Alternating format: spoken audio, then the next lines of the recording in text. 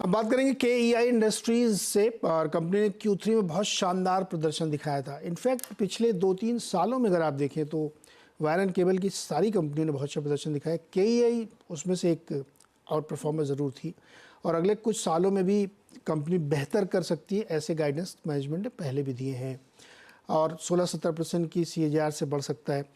अगर आप इसका डेटा पिछले 5, 8, 10 सालों का भी पढ़ेंगे तो आपको दिखेगा कि बहुत अच्छे रिटर्न्स कंपनी बनाए और सारे पैरामीटर्स पे कंपनी खरी उतरती हुई दिखी है।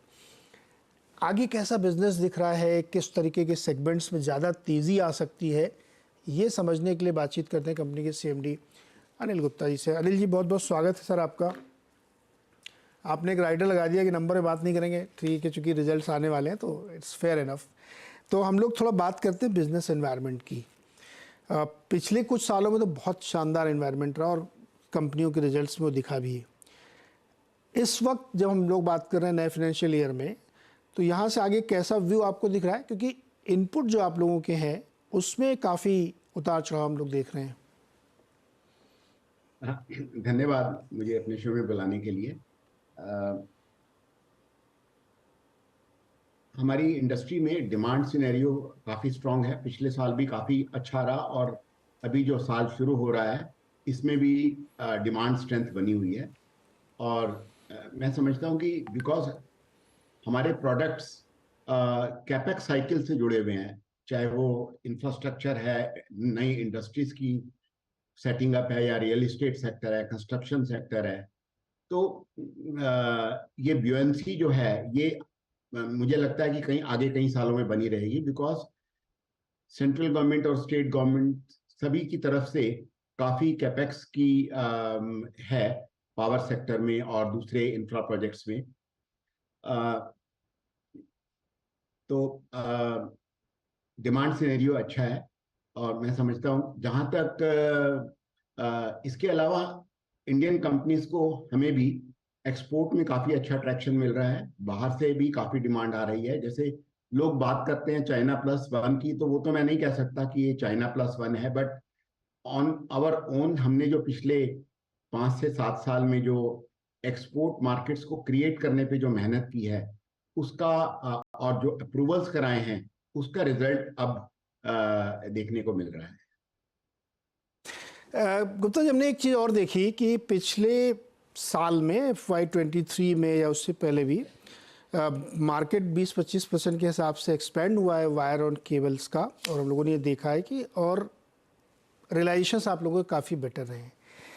क्या इसका एक मेन रीज़न ये था कि प्राइस ड्रिवन रैली हम लोगों ने ज़्यादा देखी है, वॉल्यूम ड्रिवन रैली उतनी नहीं हुई है? क्या ये सच है? और अगर ये है तो इस समय वॉल्यूम की क्या सिचुएशन है? हाँ, देखिए, मैं इस बात को नहीं मानता क्योंकि हम अपने रिजल्ट्स में और अपनी हर कमेंट्री में हमने कितना मटेरियल कंज्यूम किया फिजिकली, स्पेशली मेटल, वो हम हमेशा बताते हैं। और हमारा जो मटेरियल कंजम्पशन है इन टनेज, इन वॉल्यूम, वो कंटिन्यूअसली पिछले 6 साल से बढ़ रहा है। तो प्राइस प्राइस ड्रिवन एक इशू है, बट हमने फिजिकल कंजम्पशन जो है अपने मटेरियल्स की बढ़ाई है और फिजिकल ग्रोथ आया है प्रोडक्शन में और सेल्स। जी गुप्ता जी, आप लोगों का रॉ मटेरियल में जो PVC कंपाउंड है, कॉपर है, एल्यूमिनियम है, ये सब आप यूज़ करते हैं और इसमें बहुत प्राइस राइज हम लोगों ने देखे। करंट सिचुएशन में तो कॉपर में $4 से ऊपर निकल गया भाव और बता रहे हैं कि अभी भी सप्लाई कंस्ट्रेंट है उसमें, PVC में भी है। तो ये एक रीज़न था क्या कि प्राइस ड्रिवन रैली हुई है? देखिए, मैंने अभी आपको कहा कि हमारे पास डाटा है कि हमने प्राइस राइज के अलावा वॉल्यूम में ग्रोथ किया है, प्रोडक्शन में ग्रोथ किया है, और जो मटेरियल कंजम्पशन है प्रोडक्शन में उसकी टनेज में ग्रो किया है। तो दोनों तरफ से ग्रोथ हुआ है, जिसकी वजह से हम लोग ऑलमोस्ट पिछले 5 साल में कोविड के बावजूद डबल टर्नओवर पे पहुंची है। ओके अच्छा, अब थोड़ा सा सेगमेंटल मुझे बताइए कि किस सेगमेंट में सबसे ज़्यादा ग्रोथ इस समय आप लोग देख रहे हैं या आपको आने वाले समय में दिख रही है? खासतौर पे हाई टेंशन में ज़्यादा ट्रैक्शन है क्या? बिल्कुल जी, हाई टेंशन और extra high voltage EHV cables, इनमें अच्छा ट्रैक्शन है, बहुत स्ट्रॉन्ग ग्रोथ है। बिकॉज सभी कंट्री के सभी हिस्सों में अंडरग्राउंड केबलिंग का काम चल रहा है, और उसमें मेनली 33 केवी और 11 केवी की केबल्स यूज होती हैं। और बड़े सिटीज में एक्स्ट्रा हाई वोल्टेज केबल 132 या 220 केवी केबल की केबल्स डल रही हैं, जिससे ओवरहेड ट्रांसमिशन को कम से कम किया जा सके।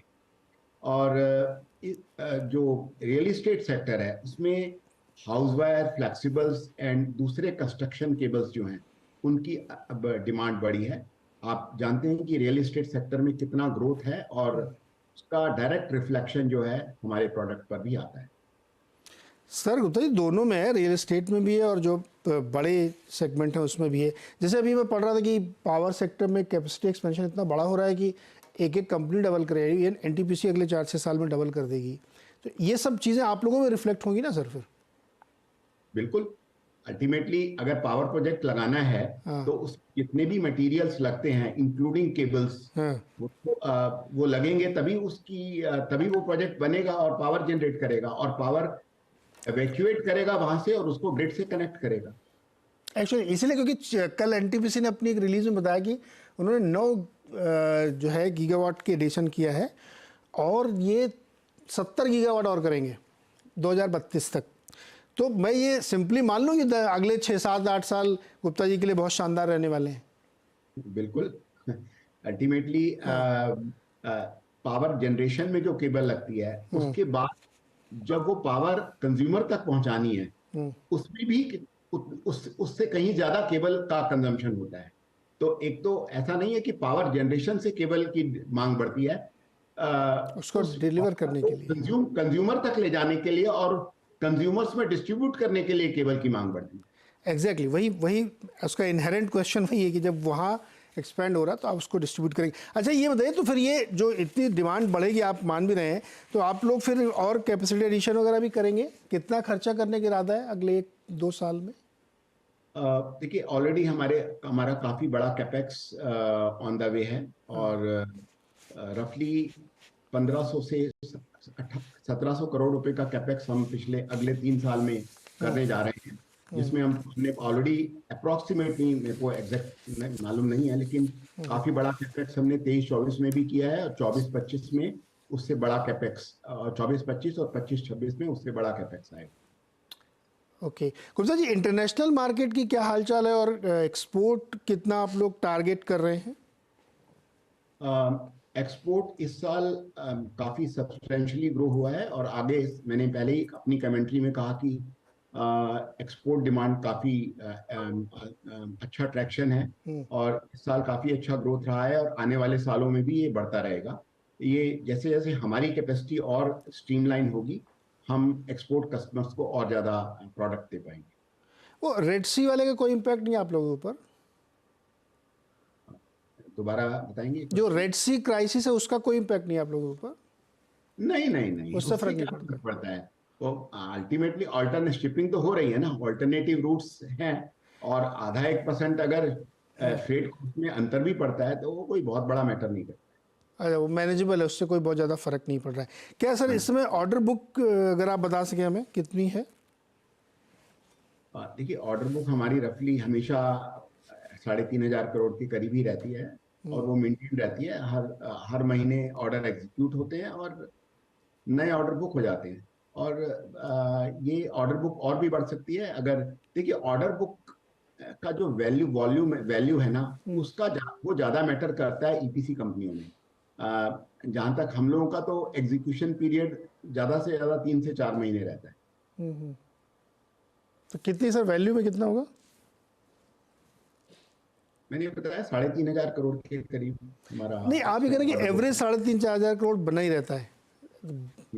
बिल्कुल, ये आप मेंटेन रहते हो, 3-4 महीने की साइकिल में घूमता रहता है। और जो 50% सेल रिटेल की है उसको, वो तो ऑर्डर आते हैं और अगले 5-7 दिन में एग्जीक्यूट हो जाते हैं, उनको तो हम ऑर्डर बुक में काउंट ही नहीं करते। ओके।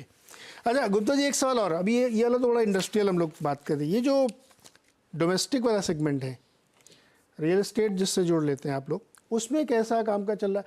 कुछ लोग कह रहे हैं कि रियल एस्टेट में जो उसका साइकिल है ना 10 साल वाला अगर होता है तो वो मिडिल पीक पे पहुंच रहा है।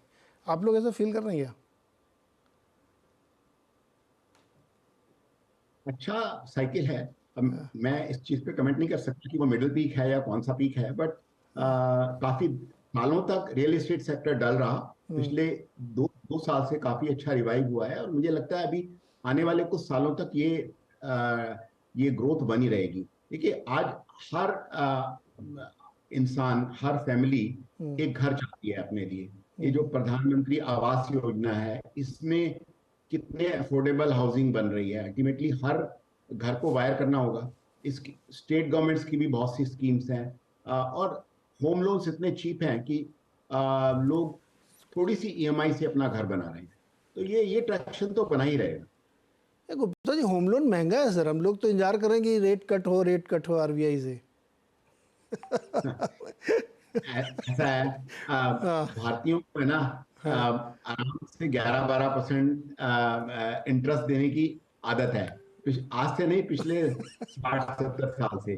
तो उनको अगर आज 8.5-9% पे अगर होम लोन मिलता है, तो उनको ये ज्यादा नहीं लगता। अब रेट कट हो जाएगा, कितना हो जाएगा, आधा परसेंट, 1%, क्या फर्क पड़ेगा उससे।